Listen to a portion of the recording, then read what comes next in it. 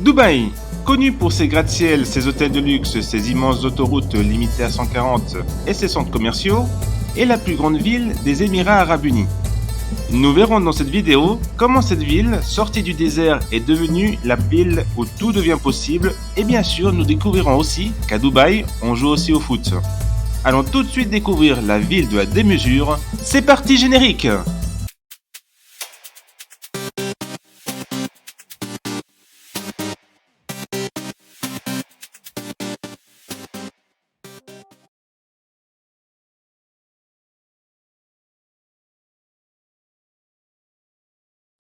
Bonjour à tous, bienvenue sur Ville et Football, la chaîne qui fait découvrir les clubs de football dans n'importe quelle ville au monde, sans oublier de parler de l'histoire de la ville même. Merci à toutes les personnes qui sont abonnées à la chaîne, et pour ceux qui n'ont pas encore fait, merci de vous abonner, ce serait vraiment super. Cette vidéo est un peu la suite de la vidéo sur Abu Dhabi, donc pour ceux qui ne l'ont pas encore vu, n'hésitez pas. Sur la photo, c'est moi pendant l'Expo universelle de Dubaï. Dubaï fut fondée au début du 19e siècle par la dynastie Al-Abdou Falasa des Baniyas, dynastie qui fait partie de la même maison que les Al Nahyan d'Abu Dhabi. Le mot Dubaï viendrait du mot arabe Daba, qui signifie ramper, ce qui ferait référence au bras de mer qui entre à l'intérieur des terres. Mais il existe d'autres théories. À l'origine, ce bras de mer servait de refuge pour les pirates et les pêcheurs de perles. Ce coin s'appelle aujourd'hui le Khor.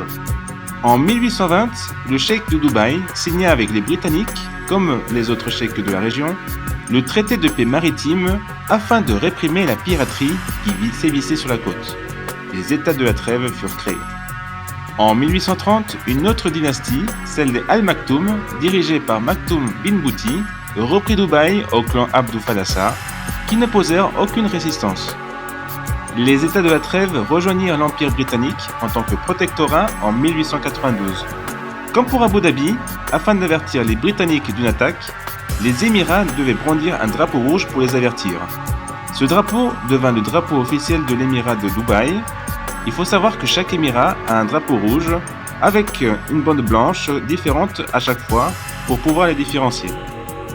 L'augmentation du trafic des marchands et des marins fit que le Khor devint un port permanent et commença à devenir au début du XXe siècle un important port de commerce, et l'exploitation pétrolière se développa après la découverte du premier gisement en 1966. En 1971, les Britanniques mirent fin au protectorat.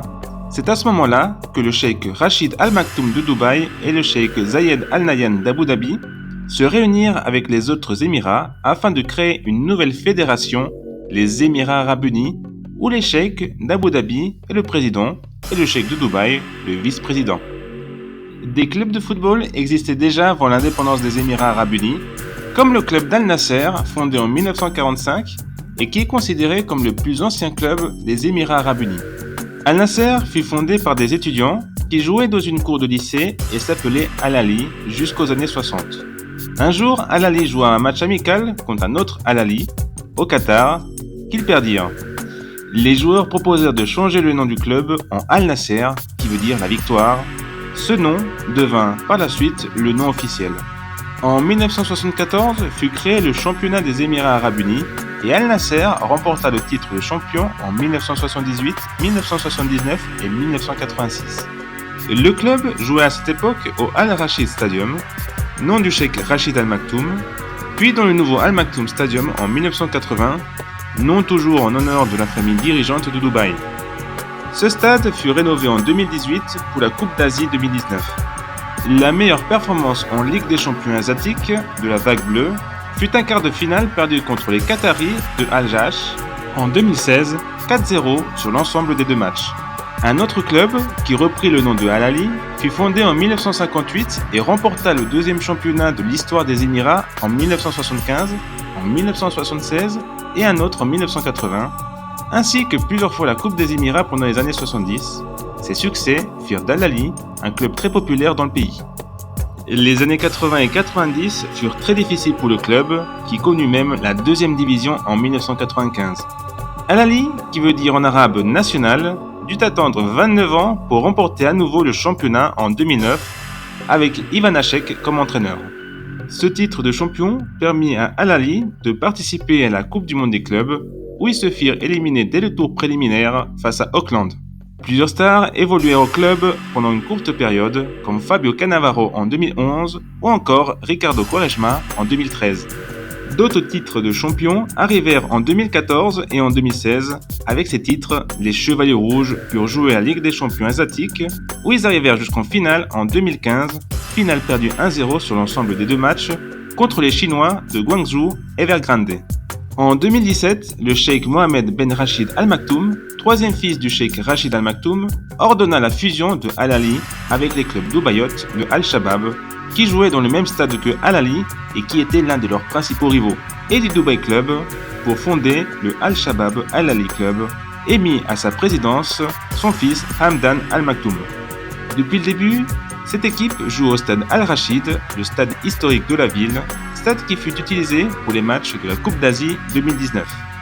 Un autre club d'Ubaiyot, fondé en 1974, est le club de Al Wasl, qui fut créé suite à la fusion de Al Orouba et du Zamalek FC. Al Wasl veut dire la connexion entre les peuples. Son président actuel est Ahmed bin Rachid Al Maktoum, quatrième et plus jeune fils de Rachid Al Maktoum. L'équipe a deux surnoms, les Panthères ou les Empereurs. Cette équipe joue depuis 1974 au Zabel Stadium, situé dans le district de Zabel, sur la rive gauche du Khor, et a une capacité de 18 000 places. Al Wasl est le deuxième club le plus titré du pays, avec 7 championnats, et dispute le Classico des Émirats avec Al Ain, qui est le club le plus titré. Mais le derby de Dubaï est face à Al Nasser. En effet, les deux clubs appartiennent au même district, le district de Bourg-Dubaï.